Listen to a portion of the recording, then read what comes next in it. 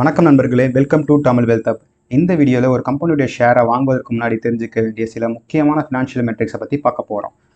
இந்த லிஸ்ட்டில் நம்ம பேசிக்காக தெரிஞ்சு கொள்ள வேண்டியது ஒரு கம்பெனியுடைய ரெவன்யூ க்ரோத். ஏன் நம்ம ஒரு கம்பெனியோட ரெவன்யூ க்ரோத் தெரிஞ்சுக்கணும்னா, ஒரு கம்பெனியோட கன்சிஸ்டன்ட் க்ரோத் பொட்டன்ஷியல் அதனுடைய லாங் டேர்ம் சக்ஸஸ்க்கு ஒரு சிறந்த இண்டிகேட்டராக இருக்கும். அதை நம்ம எப்படி தெரிஞ்சுக்கொள்வது என்றால், ஒரு கம்பெனியுடைய லாஸ்ட்டு 5 இயர்ஸ் ரெவன்யூ டேட்டா எடுத்துக்கோங்க. ஒவ்வொரு வருடமும் எவ்வளோ பர்சன்டேஜ் கம்பெனி க்ரோத் ஆகியிருக்குன்னு கால்குலேட் பண்ணிக்கோங்க.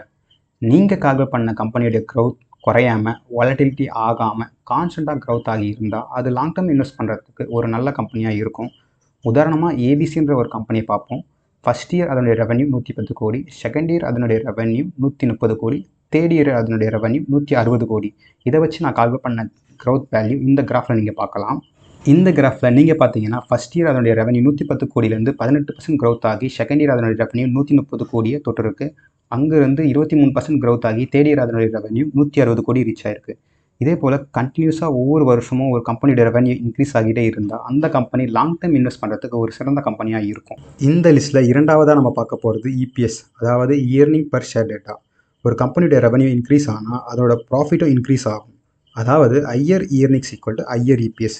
ஒரு கம்பெனியுடைய இபிஎஸ் க்ரோத்தை எப்படி தெரிந்து கொள்வதென்றால், அந்த கம்பெனியுடைய லாஸ்ட்டு 5 இயர்ஸ் இபிஎஸ் வேல்யூ எடுத்துக்கோங்க. First each year EPS value increase ஆகியிருக்கான்னு பாருங்கள். ரெண்டாவது ஈச் இயர் எவ்வளோ பர்சன்டேஜ் இபிஎஸ் க்ரோத் ஆகியிருக்குன்னு பாருங்கள்.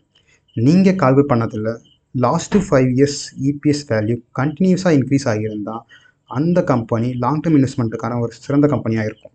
இந்த லிஸ்ட்டில் மூணாவதாக நம்ம பார்க்க போகிறது டிபைஇ, அதாவது டெப்ட் by equity ratio.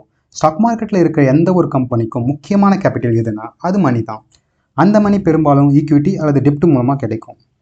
ஈக்விட்டின்றது owner put the money, டெப்ட்ன்றது borrow the money from bank and others with fixed interest rate. ஒரு கம்பெனியுடைய டெப்ட் அதோடைய ஈக்விட்டியை விட அதிகமாக இருந்தால், அதாவது டிபைஇ மோர் தென் 1 இருந்தால், அதோடைய கம்பெனியுடைய மொத்த ப்ராஃபிட்டும் டெப்டாஸ்க்கு பே பண்ணது போக மீதி இருக்கிற கொஞ்சமான அமௌண்ட்டு தான் ஷேர் ஹோல்டர்ஸ்க்கு கிடைக்கும். ஸோ டிபைஇ லெஸ் தென் 1 இருந்தால் பெஸ்ட்.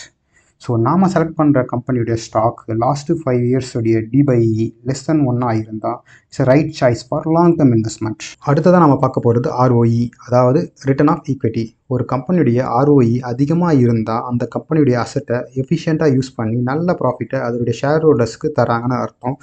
ஸோ ஆர்ஓஇ யூஸ் பண்ணி எப்படி ஒரு ஸ்டாக்கை செலக்ட் பண்ணுறதுன்னா, ஒரு கம்பெனியுடைய லாஸ்ட்டு 5 இயர்ஸோடைய ஆர்ஓஇ டேட்டா எடுத்துக்கங்க.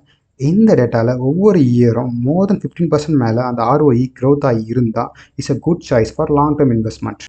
இந்த லிஸ்ட்டில் கடைசியாக நம்ம பார்க்க போகிறது மிக முக்கியமானது, அதுதான் பிஇ ரேஷியோ, அதாவது ப்ரைஸ் டு இயர்னிங் ரேஷியோ.